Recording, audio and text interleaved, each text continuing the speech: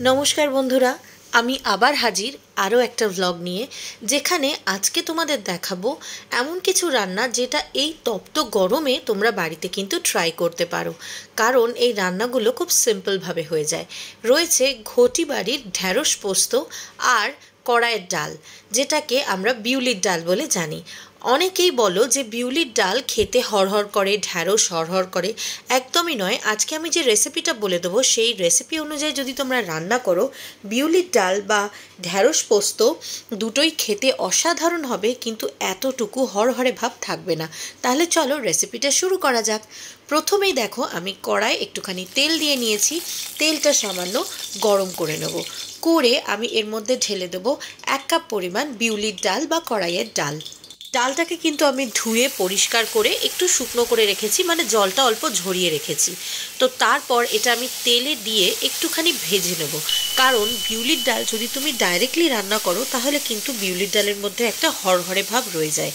তবে তোমরা যদি বিউলির ডালটা একটু ভেজে নিয়ে করো, তাহলে কিন্তু একদমই হড়হড়ে ভাব থাকবে না। তো বিউলির ডালটা আমি মিনিট 2-এর জন্য ভেজে নিয়েছি। মিডিয়াম টু হাই ফ্লেম করে করে কিন্তু আমি ডালটাকে ভেজে নিয়েছি। নিয়ে এর মধ্যে মিশিয়ে দিলাম উষ্ণ গরম জল। উষ্ণ গরম জল দিয়েও তোমরা যদি ডালটা সেদ্ধ করো, তাহলে কিন্তু হড়হড় করবে না। তাই এর মধ্যে মিশিয়ে দিলাম উষ্ণ গরম জল। দিয়ে এটাকে আমি কড়াই সেদ্ধ করছি। প্রেসারে সেদ্ধ করলেও হড়হড়ে ভাব আসে, তাই আমি কড়াই সেদ্ধ করছি। দেখো, আমি মিনিট 10 পর তোমাদের দেখাচ্ছি ডালটা হালকা সফট হয়েছে। আরও মিনিট 3-4 মতো আমাকে একটুখানি ফুটিয়ে নিতে হবে। তো 3-4 মিনিট পর আমি আরও একটু ফুটিয়ে নিলাম। নেওয়ার পরে তোমাদের এবার ডালটা দেখাচ্ছি। দেখো, ডালটা কিন্তু কোনো রকম কোনো হড়হড়ে ভাব নেই এবং ভীষণ সুন্দরভাবেই কিন্তু নরম হয়ে গেছে। যখন দেখবে ডালটা একদম ভালোভাবে নরম হয়ে গেছে, তখনই কিন্তু ডালটাকে আলাদা একটা জায়গায় সরিয়ে নেবে বা ঢেলে নেবে। দেখো, আমি তোমাদের দেখাচ্ছি একটা ডাল। এই দেখো, আমি প্রেস করে দেখালাম। দেখতেই পাচ্ছ ডালটা কিন্তু যথেষ্টই সফট হয়ে গেছে। এই অবস্থায় আমি আস্তে আস্তে ডালটাকে একটু ভেঙে নিচ্ছি। দেখতে পাচ্ছ ডালটাকে আমি আমার স্প্যাচুলা দিয়ে ভেঙে নিচ্ছি। তোমরা খুন্তি দিয়ে রান্না করলে খুন্তি দিয়ে এইভাবে চেপে চেপে ডালটাকে একটু ভেঙে নেবে। নিয়ে এই ডালটাকেই সরিয়ে রেখে দেবে একটা পাত্রে, যেখানে তোমরা ডালটা রাখতে চাও। এরপর সেম কড়াইটাই একটুখানি ধুয়ে নেবে। ধুয়ে নিয়ে কড়াইয়ের মধ্যে দিয়ে দেবে একটুখানি তেল। 1 চা চামচ পরিমাণ তেল দিলেই যথেষ্ট। 1 চা চামচ তেল দেওয়ার পরে আমি এর মধ্যে দিয়ে দেবো 2টো শুকনো লঙ্কা আর সামান্য 1 চা চামচ পরিমাণ মৌরি ফোড়ন হিসেবে। এর সাথে সাথেই এর মধ্যে ফোড়ন হিসেবে মিশিয়ে দেব হিং। আমি এখানে পাউডার হিং ব্যবহার করছি, যেটা যে কোনো সুপার মার্কেট বা গ্রসারি শপে, মুদিখানার দোকানে তোমরা ইজিলি পেয়ে যাবে। যদি তোমাদের কাছে কম্পাউন্ড হিং থাকে, যেটা ডেলা হিং হয়, সেই ক্ষেত্রে কিন্তু তোমরা হিংটা জলে গুলে তারপরে ব্যবহার করবে। দেখো, আমি মশলাটাকে একটু নাড়াচাড়া করে ভেজে নিচ্ছি লো ফ্লেমেই। দিয়ে দিলাম 1 চা চামচ আদা বাটা। এই আদা বাটাটাও কিন্তু দেওয়া জরুরি। এটা দেওয়ার পরে আমি এই আদার কাঁচা ভাবটা চলে যাওয়া পর্যন্ত একটুখানি মশলাটা নাড়াচাড়া করে ভেজে নেব। মশলাটা নাড়াচাড়া করে ভেজে আদার কাঁচা ভাবটা চলে যাওয়া পর্যন্ত নেড়ে নিয়ে আমি এর মধ্যে মিশিয়ে দেব সেদ্ধ করে রাখা ডালটা। এই ডালটা দেওয়ার সাথে সাথেই আমি এর সঙ্গে দিয়ে দেব হাফ বাটি, যে বাটিতে আমি ডালটা রেখেছিলাম সেই বাটিটারই হাফ বাটি গরম জল। উষ্ণ গরম জলই দিতে হবে। ডাইরেক্ট কোনো জল বা রুম টেম্পারেচারের জল দিলে কিন্তু তোমাদের এই বিউলির ডালটা হড়হড়ে হয়ে যাবে। সেই জন্য আমি একটু উষ্ণ গরম জল ব্যবহার করলাম। বাটিটা ধুয়ে আমি জলটা এর মধ্যে দিয়ে দিলাম। দিয়ে একটু নাড়াচাড়া করে এর মধ্যে আমি দিয়ে দেবো হাফ চা চামচ পরিমাণ হলুদ। এটা কিন্তু কমপ্লিটলি অপশনাল। তোমরা চাইলে হলুদটা অ্যাভয়েড করতে পারো।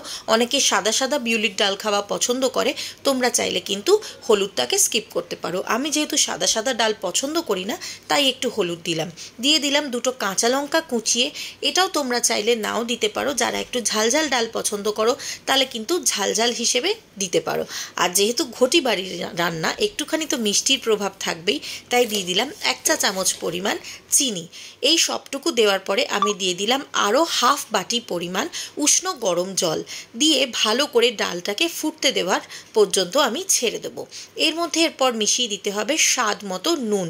যতটা জল দিয়েছো সেই পরিমাণ বুঝে তোমাকে এর মধ্যে নুনটা দিয়ে দিতে হবে। তো স্বাদ মতো নুন দেওয়ার পর ডালটাকে ভালো করে ফুটিয়ে নিতে হবে। ব্যাস, এই ডালটা ফুটে ওঠার পর এর মধ্যে আর কিচ্ছু করার নেই। এটাকে ঢেলে একটা পাত্রে তুমি সরিয়ে রাখো। ব্যাস, বিউলির ডাল কিন্তু রেডি, যেটা খেতে একদমই হরহরে হবে না। এর সাথে বানিয়ে নেওয়া যাক ঢ্যাঁড়স পোস্ত। ঢ্যাঁড়স পোস্তর জন্য দেখো আমি ঢ্যাঁড়স কেটে রেখেছি।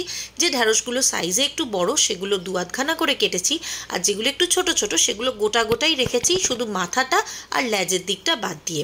এরপর আমি কড়াইতে 2 চা চামচ পরিমাণ সর্ষের তেল গরম করলাম। সর্ষের তেলে পোস্ত খেতে ভালো লাগে, তাই সর্ষের তেলই ব্যবহার করবে। তার সাথে সাথে দিয়ে দিলাম 1 চিমটে কালো জিরে ফোড়ন হিসেবে।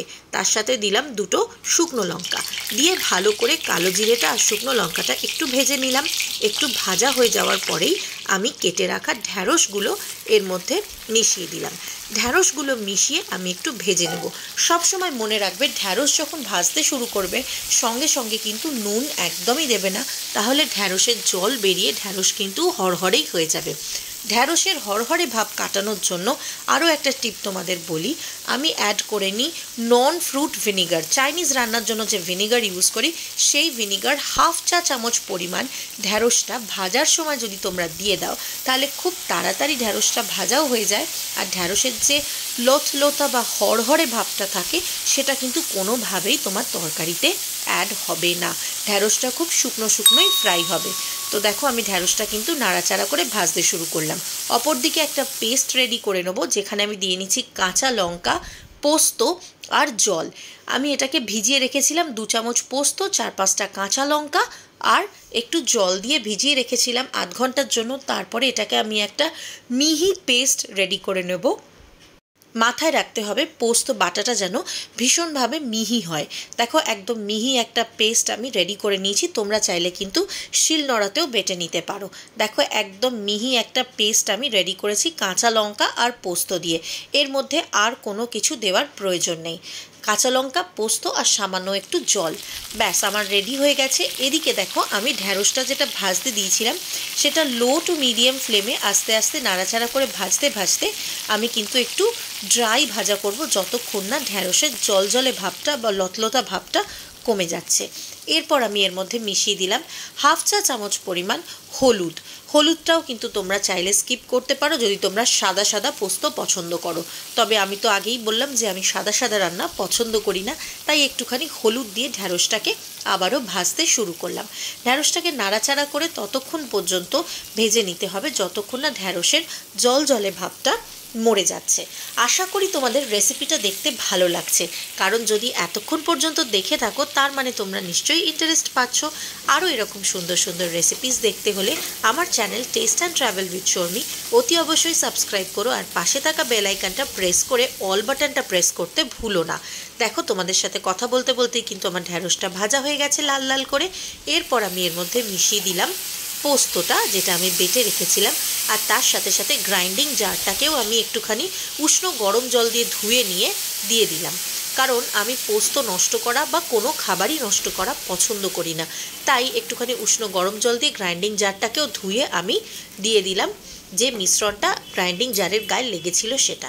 এরপর আমি এর মধ্যে দিলাম 1 চা চামচ পরিমাণ কাশ্মীরি লঙ্কার গুঁড়ো আর সামান্য 1/2 চা চামচ পরিমাণ চিনি, কারণ ঘটি বাড়ির রান্না কিন্তু একটু ঝাল মিষ্টি টাইপেরই হয়। দিয়ে দিলাম স্বাদ মতো নুন। এবার সবটা দিয়ে ভালো করে একটু নাড়াচাড়া করব। দেখতেই পাচ্ছ আমার কিন্তু ঢ্যাঁড়স একটুও হরহরে হয়নি, তার কারণ ঢ্যাঁড়সটাকে আমি ড্রাই করে ভেজে নিয়েছি। তো ঢ্যাঁড়সটাকে একটু এরকমভাবে ভেজে নেওয়ার পর পোস্তটা দিয়ে ভালো করে নাড়াচাড়া করে গ্রেভিটা একটু মাখা মাখা হওয়া পর্যন্ত অপেক্ষা করতে হবে। যেই মুহূর্তে গ্রেভিটা একটু মাখা মাখা হয়ে যাবে আর কিছুই করার নেই, গ্যাসটা বন্ধ করে যে বাটিতে তুমি পরিবেশন করবে তাতে ঢেলে নাও। আর আরও একটা জিনিস মাথায় রাখবে, পোস্তর সাথে সর্ষের তেলের স্বাদটা ভীষণ ভালো যায়, তাই আমি এটা সিক্রেট জিনিস বলছি। পোস্ত নামাবার পরে সঙ্গে সঙ্গে গরম থাকা অবস্থাতেই 1/2 চা চামচ পরিমাণ সর্ষের তেল ওপর থেকে ছড়িয়ে দেবে। দিলে দেখবে তোমাদের পোস্তটা একটা অন্য মাত্রায় স্বাদ পেয়েছে। আরও কিছু রেসিপিস আমি নিয়ে আসবো তোমাদের জন্য। যদি তোমাদের ভালো লাগে এই চ্যানেলটা তাহলে অতি অবশ্যই সাবস্ক্রাইব করো। পরের এপিসোডে তোমাদের জন্য নিয়ে আসবো আমি এই রেসিপিটা যেটা এখন দেখতে পাচ্ছ। এই রেসিপিটার নাম পোস্ত ভাজা। তো আমি যে খাবারটা বেড়ে নিয়েছিলাম নিজের জন্য সেটা বলি। আমার পাতে রয়েছে পোস্ত ভাজা, আলু ঢ্যাঁড়স ভাজা, সঙ্গে রয়েছে একটু স্যালাড হিসেবে শসা, তার সাথে সাথে রয়েছে বিউলির ডাল যেটা তোমরা দেখতেই পাচ্ছ, রয়েছে পোস্ত, আলু সোয়াবিনের তরকারি আর আমের চাটনি। এই সমস্ত ঘরোয়া রেসিপিগুলো আমি নিয়ে আসছি তোমাদের জন্য শুধুমাত্র আমার channel taste and travel with শর্মিতে। তাই সাবস্ক্রাইব করে নিও আর পাশে থাকা বেল আইকনটা প্রেস করে দিও। আজকের জন্য এটুকুই। সকলে ভালো থেকো। টাটা।